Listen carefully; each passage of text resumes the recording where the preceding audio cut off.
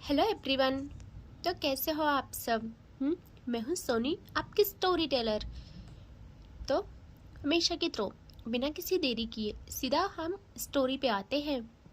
आशिकी एक जुनून का पार्ट 112। पिछले पार्ट से सीधे आगे चलेंगे। ओके, सो हमें दिखाते हैं सुबह का सीन, जहाँ रिद्धि सौम्या की बाहों में सोई थी। उसकी नींद टूट जाती है। वो देखती है सौम्या ने उसे थामा हुआ है और रिद्धि के फेस पे प्यारी स्माइल आती है, लेकिन सौम्या के फेस पे जीरो एक्सप्रेशंस थे। फिर भी उसने रिद्धि को पूरे पॉजिटिवनेस के साथ अपनी बाहों में जकड़ा हुआ था। रिद्धि तो कहती है, उफ, क्या करूँ मैं इस इंसान का? एक तो गुस्सा भी करना है, प्यार भी करना है, हक भी जताना है, नफरत भी करनी है। ऐसे कोई कैसे हो सकता है? तभी रिद्धि ना सौम्या के गालों पे प्यारा सा किसी करती है, फिर खुद को थोड़ा ऊपर लिफ्ट कर देखती है सौम्या के लबों पे और कहती है, वाह, गुस्से में तो आप और भी ज़्यादा प्यारे लग रहे हो। अब देखो, अगर मुझसे दूर जाने की इतना सा भी कोशिश की तो मैं ना क्या कर जाऊंगी, आप सोच भी नहीं सकते। आपके पास ऐसे ही आऊंगी मैं, चाहे फिर आप इरिटेट हो या कुछ भी करो, हम ऐसे ही रहेंगे। और वह सौम्या के लबों पे झुक के बस किस करने को होती है। वो उसके लोअर लिप को भर के पूरे हक से बस उस पर अपना प्यार लुटाती है। थोड़ा सा दांतों तले खींच के छोड़ देती है कि सौम्या की नींद ना एकदम खुल जाती है। उसकी आंखें बड़ी की बड़ी, और वो फिर करती है रिद्धि को जल्दी से उठा के खुद से दूर, और जल्दी से सोफे से उठ जाती है। और रिद्धि ना शॉक्ड होके घूरती है सौम्या को, और सौम्या कहती है, ये क्या बदतमीजी है?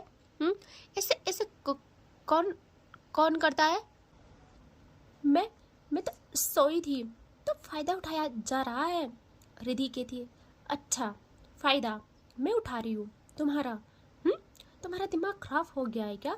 जब खुद जगह नहीं देखते हो, टाइम नहीं देखते हो, माहौल नहीं देखते हो, कुछ भी शुरू होते हो तो कुछ नहीं, और मैंने बस इतना सा। तभी सौम्या कहती है, हाँ हाँ, तो मेरी मर्जी।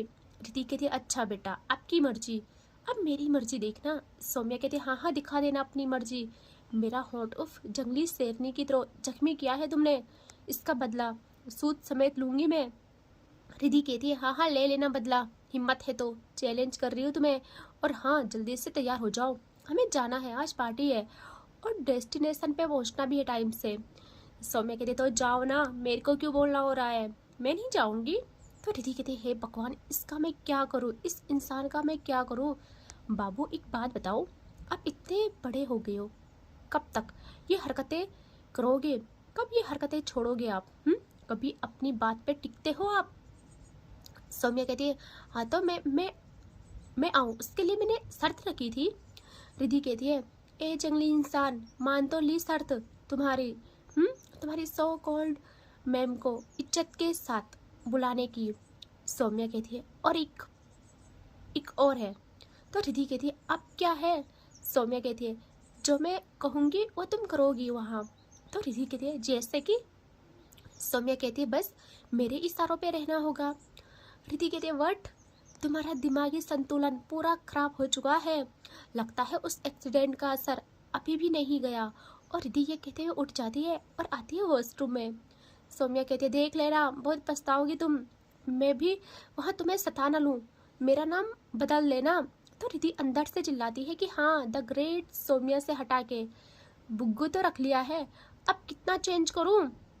तो सौम्या का दिमाग खराब हो जाता है, और ऐसे ही रिद्धि सावल लेके बाहर आती है।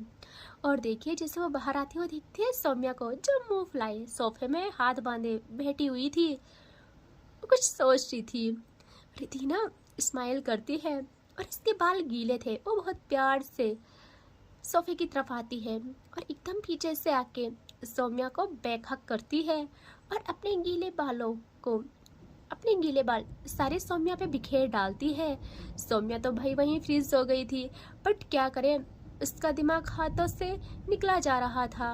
पहले वो सेंस में आती है और जल्दी से उठ जाती है। रिधि लाई कि ये क्या हरकत है। यहाँ सौम्या बिन कुछ कहे आ जाने लगती है वॉशरूम की तरफ, और दोनों बात नहीं कर रहे थे अब, कुछ भी नहीं हो रही थी इनकी बातें। तो रिधि को गुस्सा आता है, वो इरिटेट होके कहती है मुंह फुलाना बंद करो चुपचाप, समझे, मुझे गुस्सा मत दिलाओ, बहुत पछताओगे, मुझसे ज़्यादा पछताओगे तुम। और हाँ, और ना ही मैं बात करूँगी तुमसे अब, बात बहुत दूर है, बहुत दूर की बात है, मैं तो तुम्हें देखूंगी भी नहीं। बहुत शौक है ना यूँ मुंह फुलाने का, देखना पास आने तक नहीं दूंगी। सौम्या वॉशरूम का डोर खोल के कहती है मुझे शौक भी नहीं है तुम्हारे पास आने का। तो रिधि कहती है श्योर। तो सौम्या कहती है हाँ हाँ आऊँगी भी नहीं पास तुम्हारे, तुम्हें क्या लगता है मरे जाती हूँ मैं पास आने के लिए, कुछ भी कर लो, ये गीले बालों की चादर मुझ पे ओढ़ो, ये नरम हाथों के हार मेरे गले में डालो, या फिर संगमरमर जैसी कमर की नजाकत मुझ पे बिछाना चाहो, या अपनी सूफी सांसों की तबीस में चलाना चाहो, या फिर अपनी समुंदर से गहरी आंखों के नखरे मुझ पे उड़ाओ, या फिर अरसों से परियों का रूप लेके भी उतर आओ, तब भी नहीं आऊंगी मैं। और वो वहां से चली जाती है। यहाँ रिधि शॉक्ड कि भाई क्या है ये, कुछ पलों में इसने इतना कुछ नोटिस किया मुझ पे, और हर एक चीज बता भी दी, जिसने इस पे असर किया होगा और जितना असर किया होगा सब बता दिया। जताना देखो कैसे हो रहा है, मानो इसके कदम डगमगाए ही नहीं। बेटा रुको मैं बताती हूँ, अब तो पागल न बनाया मैंने तुम्हें, तो मेरा नाम रिधि नहीं। और अब जब काफी टाइम बाद जब सौम्या सवाल लेके आ जाती है और डोर खोलती है और देखती है सामने रिधि को, तो भाई सौम्या पछताने वाली थी अच्छी खासी, देख रहे हो।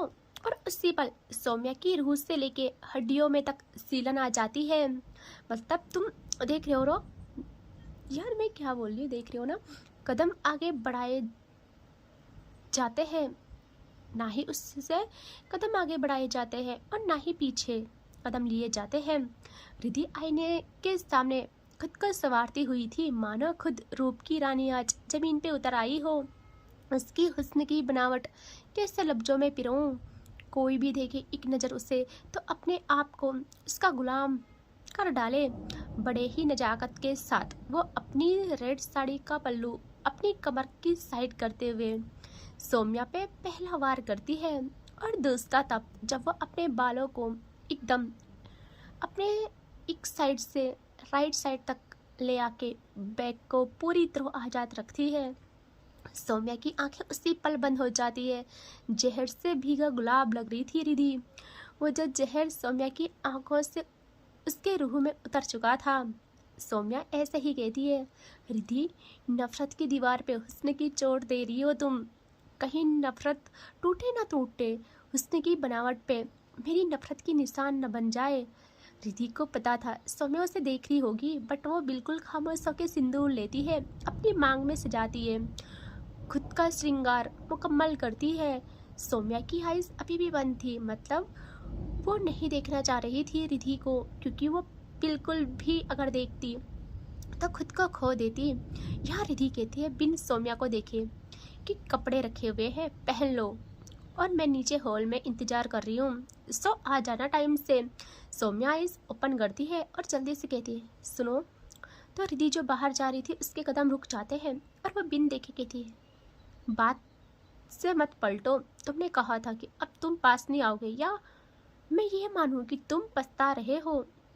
तो सौम्या कहती है नहीं आना मुझे पास तुम्हारे, लेकिन आज मैं चाहती हूँ तुम मुझे रेडी करो। रिधि उसके बाद में मुड़ती है पीछे और कहती है व्हाट, मतलब। तो सौम्या आगे बढ़ती है और जल्दी से वहाँ से कपड़े लेती है और ऊपर के रिधि के पास फेंकती है, और रिधि जल्दी से उन्हें कैच कर लेती है, और सौम्या लोवर डालती है अपना, और अब रिधि के क्लोज आते हुए कहती है शर्ट पहनाओ मुझे। रिधि कहती है क्यों, तुम नहीं पहन सकते। तो सौम्या कहती है ऐसे पहनाओ, बीवी हो मेरी, फर्ज अदा करो अपना। तो रिधि कहती है अगर ना करो तो सौम्या एकदम रिधि की जो पे हाथ सजा के कहती है शुक्र मनाओ, मैंने शर्त लगाई है कि आपके करीब नहीं आऊँगी, वरना रिधि भी पूरे क्वीन और मैं आके सौम्या का हाथ रफली अपने जोश से हटा के कहती है, वरना क्या? हाँ, ये धमकी तो मुझे दिया मत करो। तो सौम्या कहती है, वरना तुम्हें ये साड़ी दोबारा पहननी पड़ती। रिधि स्माइल करती है और सौम्या के हाथ में उसके कपड़े थमा के कहती है, पास आके दिखाओ आज मेरे, फिर बताती हूँ। और जाओ, नहीं लगाती तुम्हारी शर्ट के बटन्स, नहीं लगाती तुम्हारी टाई तुम पे, नहीं संवारती तुम्हारे बालों को। पता है किस तरह की बीवी चाहिए तुम्हें, सब पता है मुझे, जो तुम्हारे सारे काम करे, है ना? तो फिर बन भी जाऊंगी मैं, बट इस नफरत के नकाब को रोन डालो फिर। और वो ये कहते हुए बाहर आ जाती है। सौम्या उसके जाते ही डेविल स्माइल करती है और जल्दी से अपना फ़ोन लेके किसी को कॉल करती है। वहाँ से कोई सौम्या को गुड मॉर्निंग विश करता है और सौम्या कहती है, सो आज का वक्त है तुम्हारे पास, वो मुझे किसी भी हाल में चाहिए। आफ्टर ऑल मेरी बीवी का सबसे बड़ा दिन है, उसे बिन गिफ्ट दिए मैं नहीं आ सकती ना। नहीं नहीं, गिफ्ट नहीं, सरप्राइज गिफ्ट देना होगा उसे। और वो ये कहते हुए कॉल काट देती है और कहती है, सो मेरी प्यारी बीवी तैयार हो अपने सरप्राइज के लिए। और ये नफरत तो ख़त्म होने से रही, बर्बादी चाहिए थी ना तुम्हें। चल, आज दोनों बर्बाद होते हैं साथ में, ना मैं बचती हूँ और ना तुम और ना कोई और ये कहते हुए वो तैयार हो जाती है। काफ़ी टाइम के बाद वो हॉल में आती है। वहाँ सब घर वाले थे। रिधि के पापा तो उससे घूरे जा रहे थे क्योंकि वो सबसे लेट आई थी और सबकी कॉल आई जा रही थी कि आप लोग कहाँ हो। और रिधि की मम्मा जल्दी से रिधि का हाथ पकड़ के साइड में ले आती है। रिधि कहती, क्या हुआ मम्मा, देर हो रही है, अभी तो आ गई ना सौम्या, आप चलते हैं। तो रिधि की मम्मा कहती, एक बात बता, सुन, एक बात सुन, एक बार फिर सोच ले, तुमने उन लोगों को कैसे कैसे बुला लिया? पता भी है सौम्या देखेगी तो क्या होगा? आज का डे ही मिला था क्या तुम्हें इस काम के लिए? तो रिधि तभी कहती है, धीरे से मम्मा, वो सुन लेगी, अगर उसने सुन लिया तो आने से भी मना करेगी, न जाने कौन सी कयामत आ जाएगी। माँ प्लीज़, मैं पूरी तैयारी में हूँ। देखो माँ, आप नहीं जानते इस रिश्ते को बचाने के लिए मैं क्या से क्या कर रही हूँ, और सौम्या को फिर से पहले जैसा करने के लिए, उसके दिलो दिमाग से ये नफरत मिटाने के लिए मेरे पास इससे बेहतर रास्ता कोई नहीं था माँ, कोई नहीं था। अब मैं और इंतज़ार नहीं कर सकती हूँ मम्मा, मुझे अपनी फैमिली बनानी है, मुझे भी आगे का सोचना है। कब तक हम बस यूँ लड़ते रहेंगे? जब से हम एक दूसरे के नाम लिखे गए हैं तब से हम बस लड़ाई करते जा रहे हैं, कभी सुकून के 2 पल हमें नसीब नहीं हुए हैं, और अब मैं ये चीज़ें आगे नहीं ले जा सकती। तभी रिधि देखते हैं वहाँ सौम्या, जो एक टक इनको ही देखे जा रही थी, घूरे जा रही थी। रिधि कहती है, मम्मा देखो कैसे घूर रही है, अभी इसका डायलॉग होगा कि कल ही मेरी बुराई, खुश हो अब। एंड सच में वही होता है। सौम्या कहती है, हो गया तुम्हारा, हो गया तुम्हारा, आगे मेरी बुराई करना तो चलो, अगर तुम्हारा मेरी बुराई करना हो गया हो तो चलो, देर हो रही है। तो रिधि कहती है, देखा, और वो आ जाती है सौम्या का पास। ये लोग फिर साथ में निकलते हैं घर से, बाकी और कार्स में आते हैं और रिधि और सौम्या एक कार में आके बैठ जाते हैं। दोनों के दरमियान कोई बात नहीं होती है, कोई भी नहीं। सौम्या नहीं देखना चाहती थी रिधि को, और रिधि के मन में कुछ और ही चल रहा था। वो उसकी कॉल रिंग हो रही थी और ना रिधि बार बार काट रही थी, एंड फिर वो किसी को मैसेज करने पे लग जाती है। वो सौम्या के सामने फ़ोन नहीं उठाना चाह रही थी, और सौम्या जब ये नोटिस करती ना, उसे बहुत गुस्सा आता है। बहुत पजेसिव थी वो, इतनी तूफान बनती है ना वो। रिधि जल्दी से सौम्या को देख के कहती है, पागल हो, गाड़ी चलानी नहीं आती? हाँ, इससे और बेकार चलाओ ना, ऐसे में तो हम जिंदा बच जाएंगे। तो सौम्या बिल्कुल नहीं सुनती। रिधि कहती है, मैं कुछ बोल रही हूँ, क्या हो गया है तुम्हें, तरीके से चलाओ। तो सौम्या ऐसा ही कहती है, तुम्हें मैसेज करने में प्रॉब्लम हो रही है क्या? बोलो, तो उतर जाओ ना यहाँ से और बात करते करते निकलो। तो रिधि गहरी सांस लेती है और कहती, इतना ज़्यादा सकी इंसान मैंने आज तक अपनी ज़िंदगी में नहीं देखा। तो सौम्या कहती है, मुझे फ़ोन दिखाओ अपना। तो रिधि जल्दी से फ़ोन साइड कर लेती है, और सौम्या को ये गुस्सा और ज़्यादा दिलाता है। तो वो कहती है, मैंने कहा फ़ोन दिखाओ। तो रिधि फ़ोन ऑफ कर लेती है जल्दी से घबराते हुए, और कहती है, अब नहीं करूँगी, बस खामोश हो जाओ प्लीज़, बस तनु से बात कर रही थी और कोई नहीं था, तुम्हारी कसम। तो सौम्या अब कुछ नहीं सुनती और फाइनली ये लोग कुछ भी करके पहुंच जाते हैं डेस्टिनेशन पे। वहाँ जैसे कार रुकती है, सौम्या थोड़ा शांत हो गई थी। तभी इनका डोर गार्ड्स ओपन करते हैं और ये उतर जाते हैं। रिधि को पता था सौम्या गुस्सा है और सौम्या के पास आने को होती कि तभी देखिए सारी मीडिया इन्हें घेर लेते हैं और रिधि ना चाहते हुए भी पीछे छूट जाती है। रिधि की आंखों से कुछ टाइम के बाद सौम्या ओझल हो जाती है, लाइक वो कहीं पीछे रह जाती है। और सौम्या अपनी कार से टिक के सिगरेट निकालती है और बस लुबो तक रखती। उसी पल उसके सामने एक कार रुकती है और उसमें थे मैम और जीवा।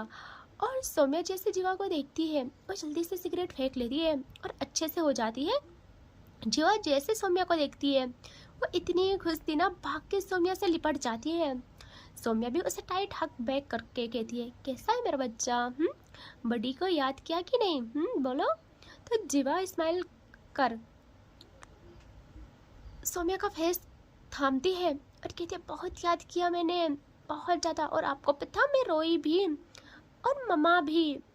सौम्या सुनते ही देखती है मैम को और उनकी नज़रें झुकी हुई थी। यहाँ सौम्या कहती है, कुमकुम तुमसे तो बात करनी पड़ेगी मुझे अकेले में।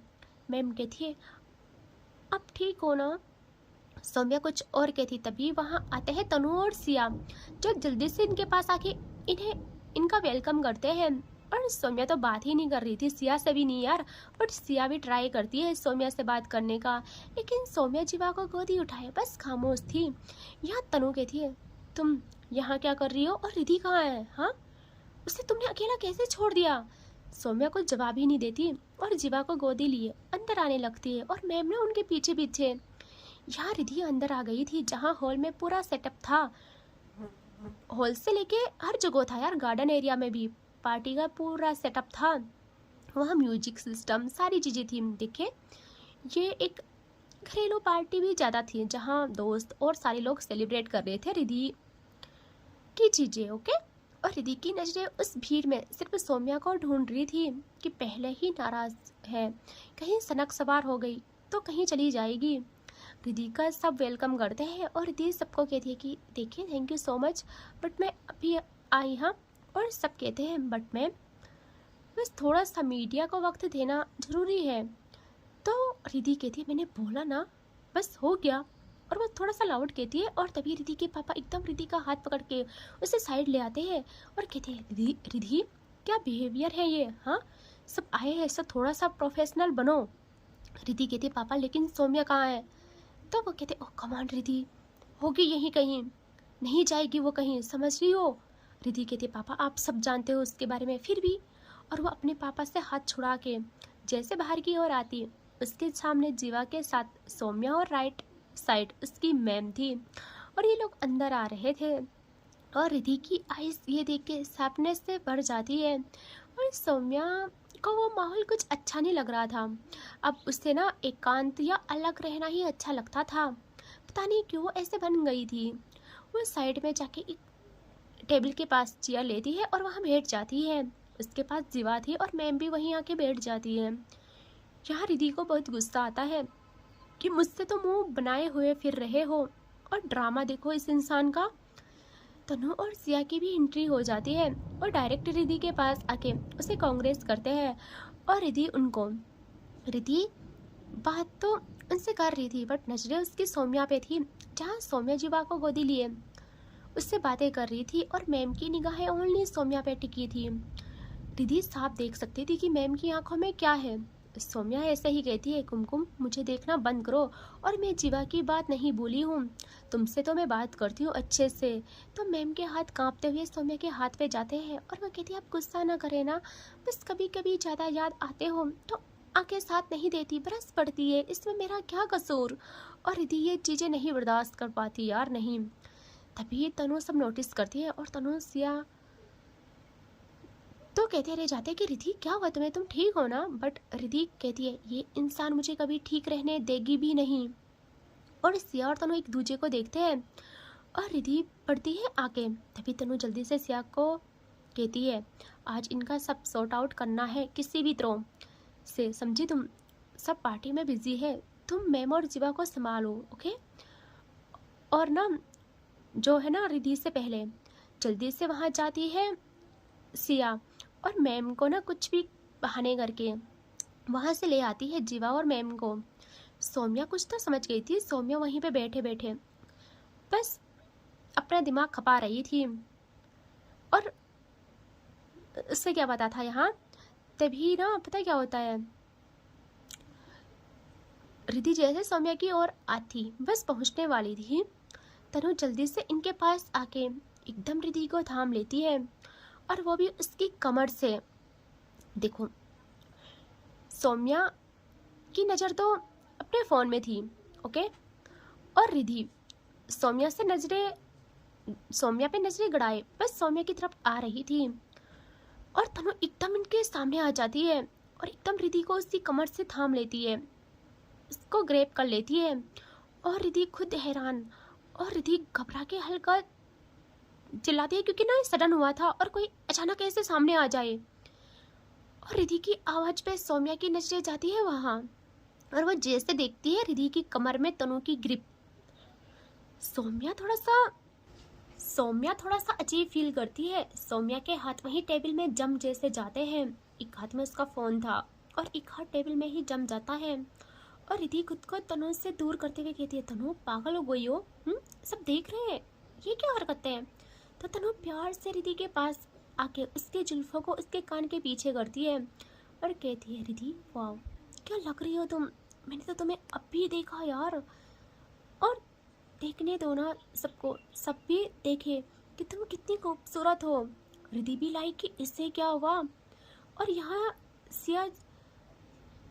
सिया ना दूर थी, पर सिया जल्दी से अपने चश्मे हटा के क्लीन करके अगेन लगाती है ताकि अच्छे से देख पाए कि चल क्या रहा है, इसने मुझे वहाँ से जाने को क्यों बोला। यह सौम्या की आंखों में और ज़्यादा गुस्सा भरता है। उसकी नज़र तो सिर्फ रिधि की कमर पे थी जिसपे तनु के हाथ थे, और ये ना सौम्या इतनी पजेसिव थी, उसे दोस्त भी पसंद नहीं थे यार रिधि के। रिधि कहती है, तनु पागल हो गई हो, कुछ भी बकवास कर रही हो, छोड़ो मुझे। लेकिन तनु नहीं छोड़ती, और वो और टाइट ग्रिप बनाती है और कहती है, रिधि मेरी जान, मैं पागल थी यार, जो बचपन से दोस्त होके भी इस गुलाब के गुलदस्ते को अपने दिल की रौनक न बना पाई। मैं एक नाकाम इंसान हूँ, और ना इस कोहिनूर जैसे हुस्न पे मेरा अधिकार होता आज। सच में देखा तुम्हें, बस देखती रह गई मैं। ये दोस्ती ही अजाब बन गई मेरे लिए यार। तो रिधि कहते, तनु बहुत हो रहा है अब तुम्हारी बकवास, सारे कैमरा हम पे है यार, सब लोग सुन रहे हैं, क्या सोचेंगे सब, पागल हो चुके हो तुम लोग क्या हज। और एक तो ये इंसान, और वो थोड़ा सा गर्दन घुमा के देखती है पीछे सौम्या को, और वहाँ देखती है सौम्या की आंखों में जैसे वो उस तपिश को देखती है, रिधि डर जाती है। और सौम्या बस ऐसे ही तपिश भरी आंखों से इशारे करती है कि हट जाओ वहाँ से।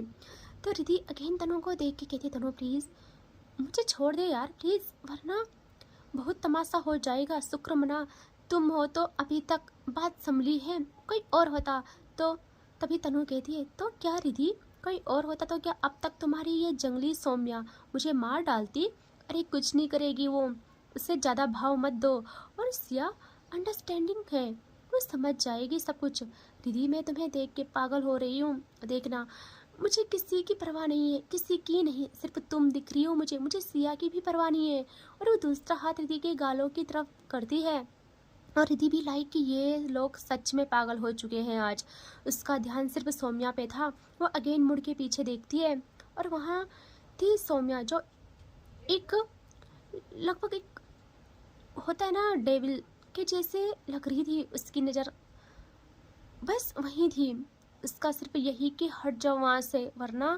तभी रिधि पूरी एनर्जी के साथ तनु को हटाने के लिए ट्राई करती है, कि तभी तनु कहती है, सो गाइस सुनो म्यूजिक प्लीज़, एंड सब लोग इंजॉय करो ओके। और उसी के साथ म्यूजिक ऑन होता है। तनु की आंखों में आज सिर्फ प्यार भर रखा था, सिर्फ प्यार। रिधि म्यूजिक ऑन होते ही देखती है अगेन सौम्या पे, जिसकी आंखें बंद हो चुकी थी, और वो ऐसे ही खुद को शांत करती है, और जैसे आईज ओपन करती है वो देखती है बगल एक सर्वेंट के हाथ में ड्रिंक की ट्रे थी। सौम्या सेकेंड ही वहाँ थी। नजरें रिधि पे गड़ाई, जल्दी से उसमें से ग्लास लेती है और बस उसे पीने लगती है। एंड यहाँ रिधि कहती, तनु तुम सच में पागल हो चुकी हो यार, लोग आज तमाशा देखेंगे सब लोग, प्लीज़ हट जाओ यहाँ से। तनु कुछ भी हो सकता है, तुम क्यों नहीं समझ रही हो, और तुम्हें मैंने कितना बड़ा काम सौंपा है, तुम उसको छोड़ के यहाँ ये सब चीज़ें। ये सिया कहाँ चली गई एक तो। तनु कहती है, रिधि प्लीज़ अभी नो सिया नो सौम्या, सिर्फ तुम और मैं यार, प्लीज़ दोस्ती के ही खातिर सही, प्लीज़ मेरे लिए। रिधि कहती है, अगर तुम्हारे लिए मैं डांस करूँ तो कोई बात नहीं, लेकिन जो ये तुम्हारी हरकतें नहीं ना, जो तुम्हारी हैंड प्लेसमेंट है, इसे रोको पहले। अब पता नहीं क्या ही होगा, तनु पिटने वाली है लगता है, और इसके आगे देखेंगे नेक्स्ट पार्ट में। ठीक है, take care, bye bye, and I promise जो इसका नेक्स्ट पार्ट आएगा ना, उस पर इनकी सारी चीज़ें क्लियर। बस बहुत हो गया, अब इस चीज़ को ज़्यादा नहीं खींचेंगे। Then okay, take care, bye bye.